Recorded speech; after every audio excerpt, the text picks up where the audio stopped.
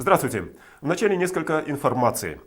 Накануне Высший арбитражный суд России отменил регистрацию, вернее сказать, акционирование компании «Якутуголь», которую произвели власти нашей республики. Помимо прочего всего, это решение Высшего арбитражного суда приведет еще и к обязательству теперь правительства или бюджета нашей республики вернуть 411 миллионов долларов компании «Мечел», которая купила 25% акций «Якутугля». Откуда будут браться эти деньги, совершенно неизвестно, ведь они, по сути дела, уже израсходованы. Часть на строительство железной дороги от Аяма, еще часть средств на газификацию Заречья, и некоторая часть ушла еще и на оплату скандально известного контракта с немецкой фирмой Siemens.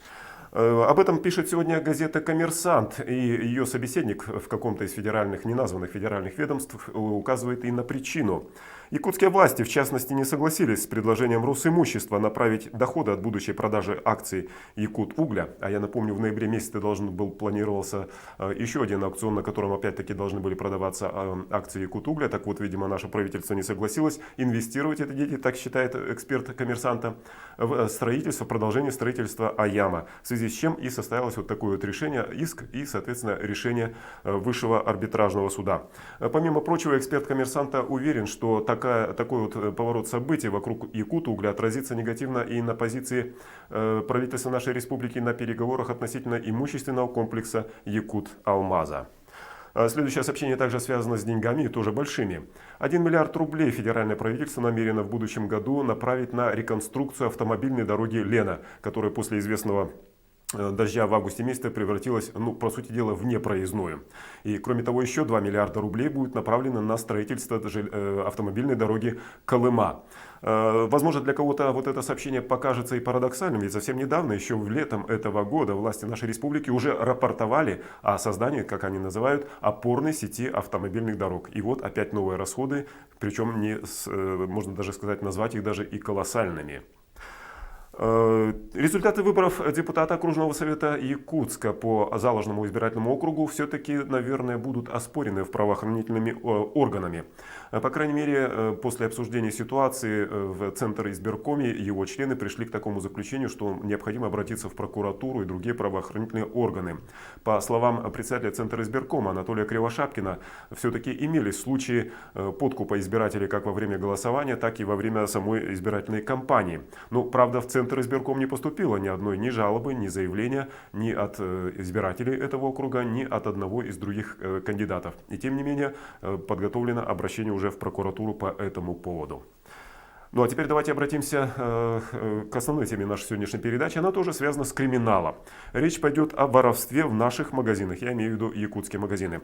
Ну нет, не подумайте, что произошла какая-то из ряда вон выходящая кража. Ничего подобного. Воры наши, в общем-то, что называется, трудятся без напряжения, как и в среднем, надо сказать, по стране.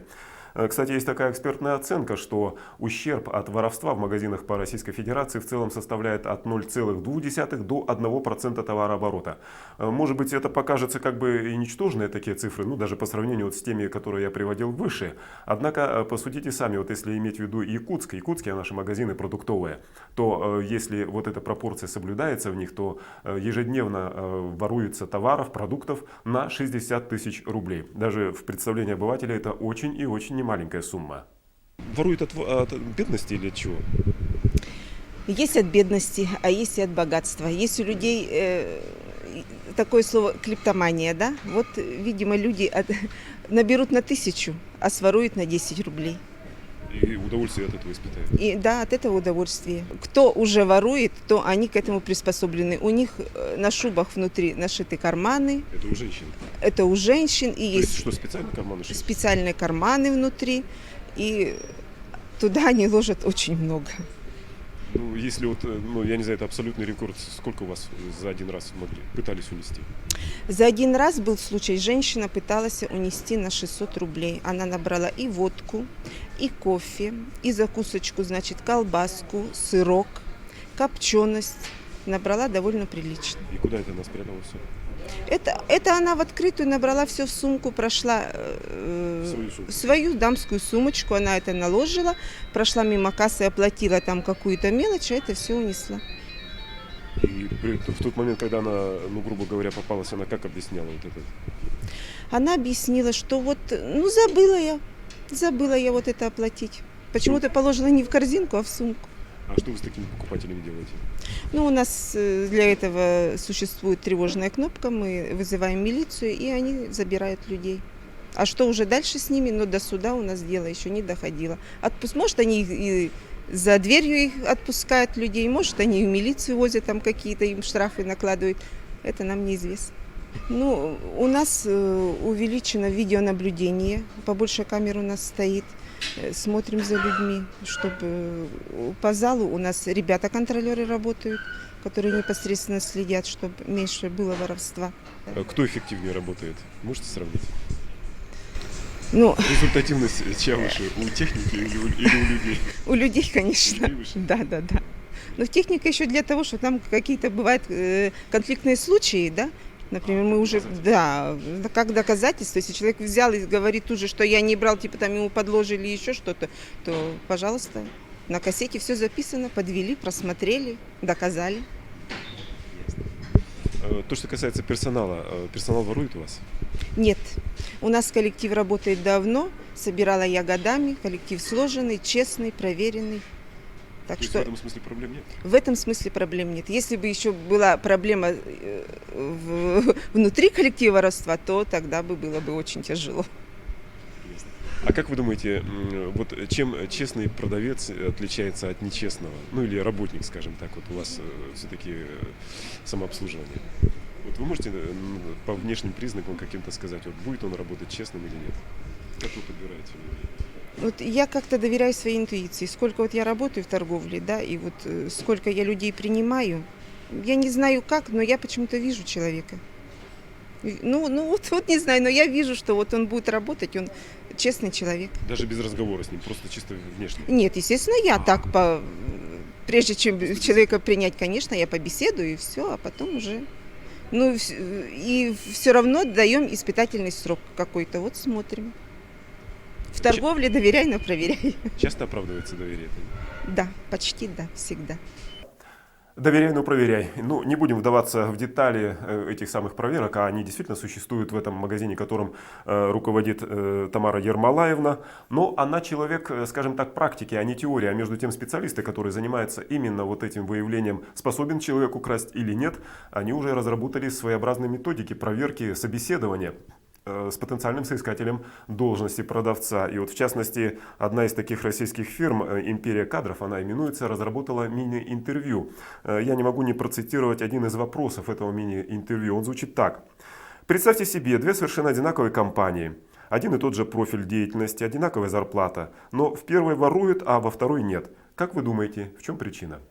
Так вот, по мнению разработчиков этой мини-анкеты, честный человек должен ответить примерно так, что все зависит от людей. И напротив, потенциальный вор рассудит примерно в таком виде, что, наверное, в первой компании просто с воровством не борются. Ну, делайте, так сказать, выводы из этого. Ну, надо сказать, что, в общем-то, этот тест даже сами его разработчики признают ненадежным по одной очень простой причине. Дело в том, что уже давным-давно методом, грубо говоря, тыка установлена, выявлена такая закономерность. 10% продавцов никогда в жизни не будут воровать, ни при каких обстоятельствах. Примерно столько же их коллег обязательно своруют. Строго говоря, они даже приходят в торговлю именно с такой вот затаенной мыслью обворовать свой магазин. Ну и, наконец, остальные 80% способны на то, чтобы что-то украсть, если представится такой вот случай. Ну и еще одна закономерность также выявлена в ходе уже, я наверное, даже скажу, как бы в наши рыночные реалии.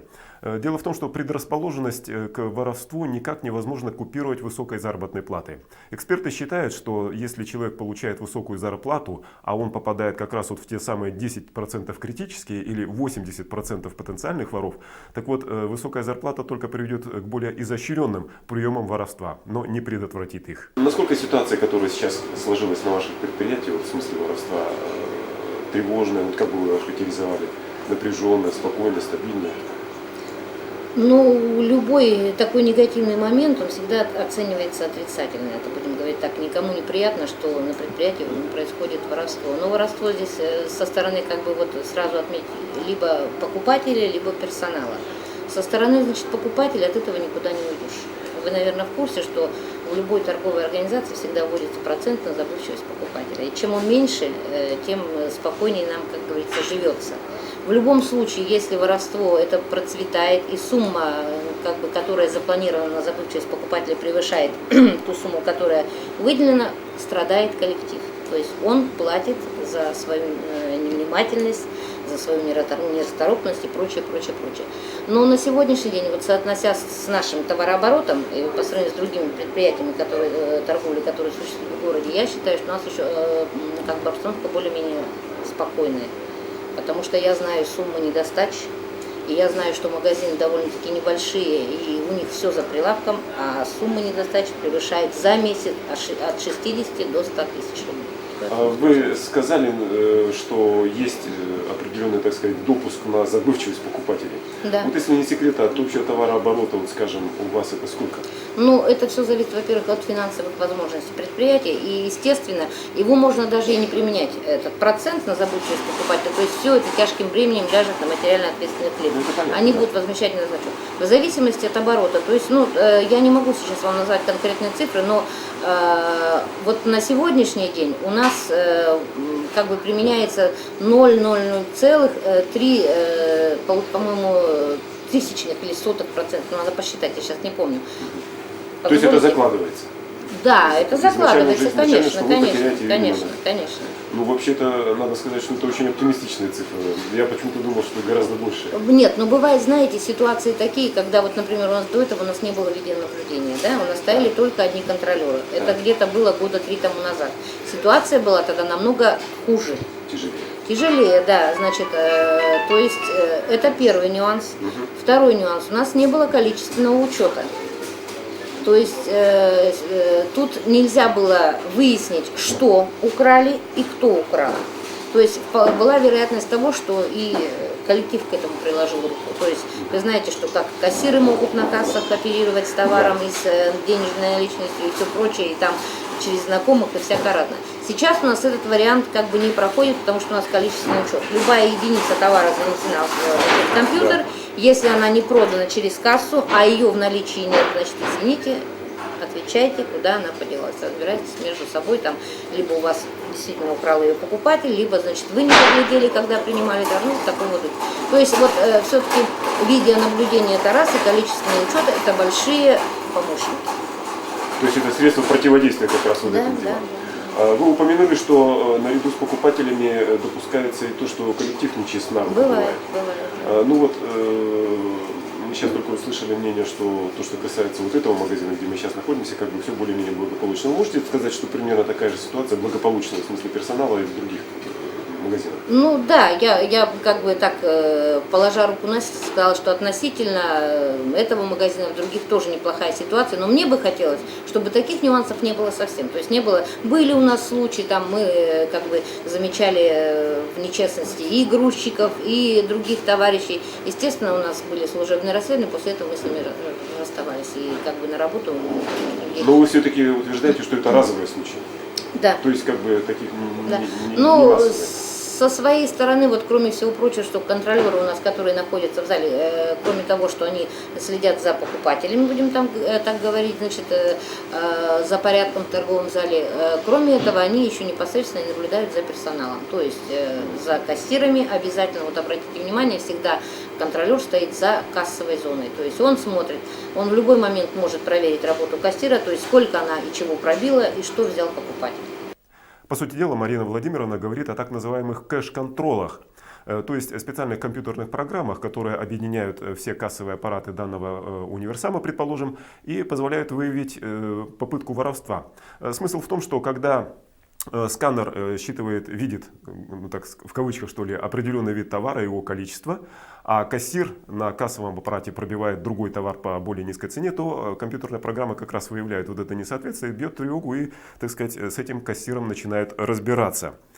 В одном из крупнейших московских супермаркетов, между прочим, в прошлом году это самое кэш-контрол позволил выявить очень многих кассиров, которые занимались вот таким рода промыслом криминальным. И в результате через неделю все они уволились, сами по себе уволились.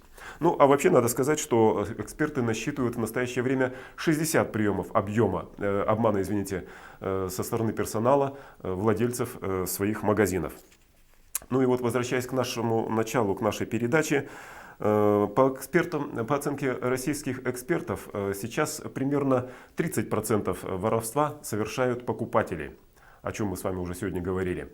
Еще 5 примерно процентов приходится на различные несогласовки, нестыковки в учете товаров и товарно-материальных ценностей. А вот все остальное, это 65%, на чести, на совести, вернее сказать, работников непосредственно самих магазинов. Я упомянул эту статистику, эту пирамиду в связи с тем, что вот те же самые российские эксперты считают, что в ближайшие годы в России произойдет переворот этой пирамиды. В том смысле, что мы станем походить на те же самые западные страны, демократические страны. Так вот там пирамида прямо противоположная. В том смысле, что 65% воруют все-таки покупатели, 30% приходится на персонал, ну а 5% это вот на те самые несогласования внутри самого торгового учреждения. Вот такое будущее нас всех с вами ожидает. Ну, по крайней мере, так считают эксперты. На сегодня все. До свидания.